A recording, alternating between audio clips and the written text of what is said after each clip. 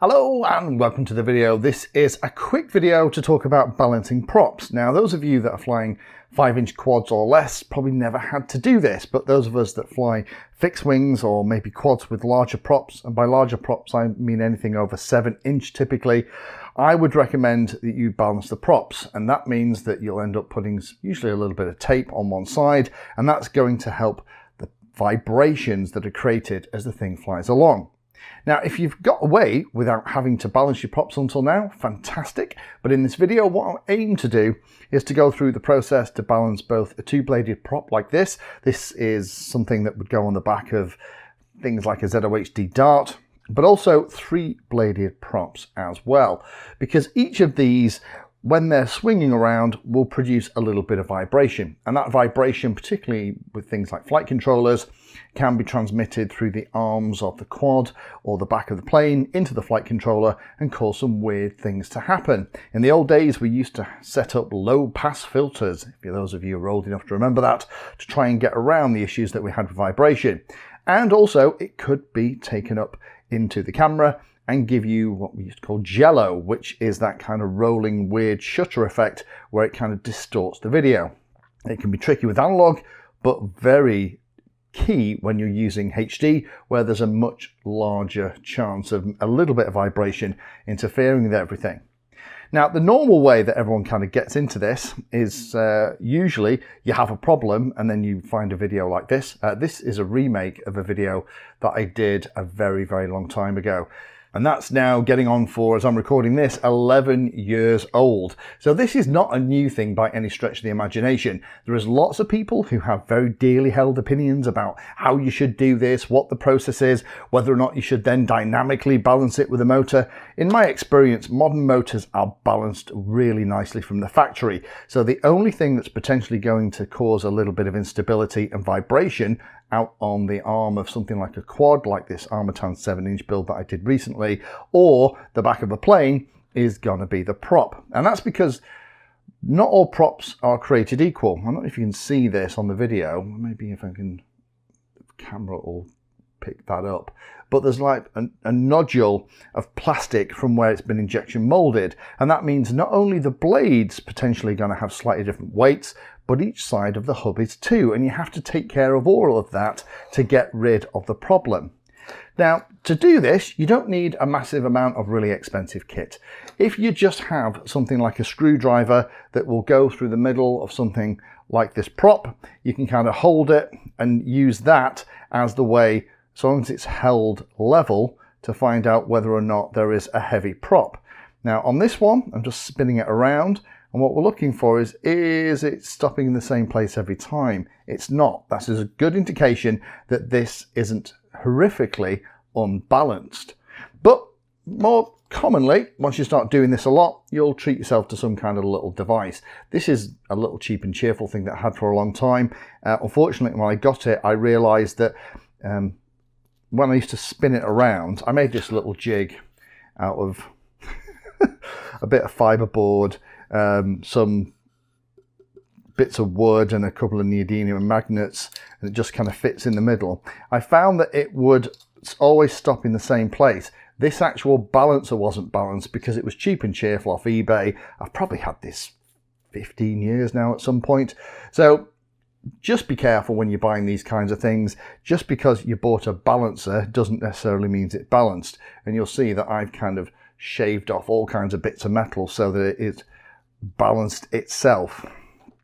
So the way we're going to do it, we're going to set it so that the cones are going to push each side into the prop, and that's going to center it. We're not going to crush it, we just want it so it's not going to slip around. We're going to put it into the balancer, and we're just going to gently flick it and see if it stops randomly. And this kind of is. It's not terrible. If you put the blades level, they stay. More importantly, if you put them vertical and let go, they kind of stay as well. That's a great indication that this blade is actually balanced, and this will be a nice one to use. So let's pretend that maybe every time we did this, one blade always ended up a little bit heavier. Let's kind of make this happen by actually adding a little bit of weight to one side. Because typically, of course, when I do the video, I manage to pick a blade that's really nice out the packet. And the more expensive the blade, hopefully, the better it's going to be. So I'm just going to add just that little bit of tape. And I would recommend, if you're doing this, a little pair of scissors, some good insulation tape, electrical insulation tape. I have 3 different colours, and a nice aggressive rasp of some kind of nail file or something else is perfect for taking little bits of weight out of the side. So let's just pop that on there. So now we can tell that one of these blades is going to be incredibly heavy. Watch what happens now when I put it on here. If I put it level, one side drops. If I put it one way up, that lower blade always pulls itself to the ground. If I put it vertical with that blade on the bottom, it's still moving around to the same way every time. That's a great indication that there is some extra weight on one of the blades. How would I take care of that? Well, I'd add a little bit of tape onto the other blade and make sure that the way to test it would be, when you've done all that, would be to pop it onto here and make sure that it doesn't randomly roll around. You have to be careful as well that it's actually in the center of the actual balancer as well, that it isn't offset, because obviously if it's not right through the middle of the hole, see, now we've got a little bit of a wander. So let me just make sure that that is absolutely in the middle. And we'll just test it again. Okay, here we go. So now we've reseated it. It's actually not bad at all. We can kind of put it in all orientations and it's staying there. There's maybe a little bit of imbalance, but I would actually be really, really happy with that. I would put that on a plane and not worry about it at all. The other thing is, if it's vertical, okay, and you've got it so that it'll sit horizontal like that and won't move, one of the arms or one of the blades won't fall down all the time, and you put it vertical and it always falls the same way, what you'll probably find is the side of the prop that has the big blob of additional plastic is the thing that's actually pulling it over. So in that case, what I do, take it out the balancer and then get my very rough emery board, find the bit, and then actually take a bit of plastic off. Sometimes you have to take quite a chunk to get it all sorted. Once I'm happy with that, put it back in and then make sure it's okay. If you are new to this, my other tip would be use something like a metallic Sharpie to mark which is the heavier blade, and then you're always going to be adding tape to the other one so that each of the blades are the same.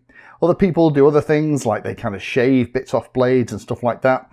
I've never found that I've had to get into that level of detail to get a prop so that it flies beautifully.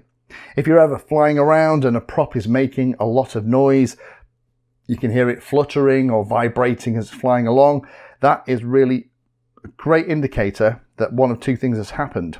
Either it's damaged and one of the blades is actually out of alignment, or it's incredibly unbalanced. So if you're ever flying and you hear a prop making a thrumming noise or a humming noise, bring it into land and check it immediately. That's a sign that something bad's going on.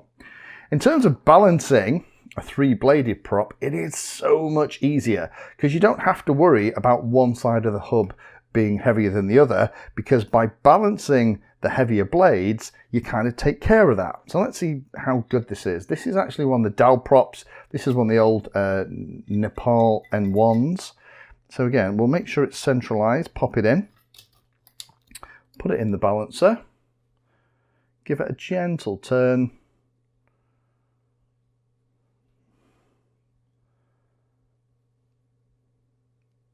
and typically, of course, it's a beautifully balanced prop. So this one is just stopping randomly. So this one is really nicely balanced out the packet. Let's pretend it has a heavier blade. We'll do the same thing. We'll put a bit of tape on one of the blades just to simulate one of the blades being out of balance. Let's just whack that on there. So let's pretend that this is now the blade we're interested in. We can see that immediately, and whatever orientation we put it in, that heavier blade is always dragged to the bottom. Now that heavier blade becomes the reference blade for a 3-bladed prop, and then what you do is you add tape to the other blades to try and balance it. So I would add a little bit of tape onto one of these other props. Make sure which is the heaviest one, that's going to be pointing down. So I'd pop a bit of tape on here, pop it in.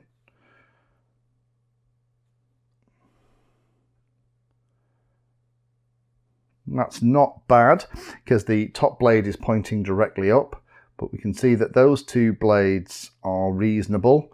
So then we would balance the last blade to match the other two.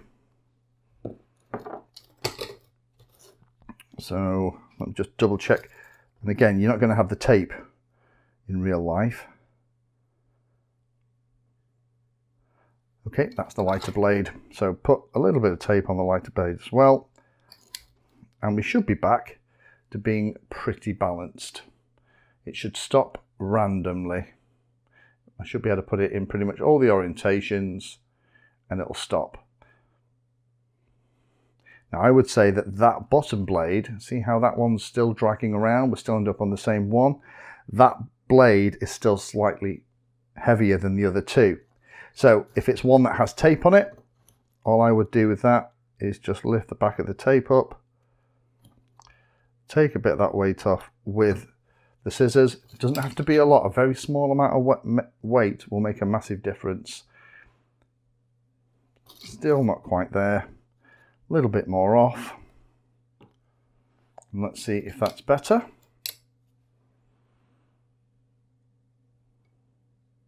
There we go. That's got it balanced perfectly now.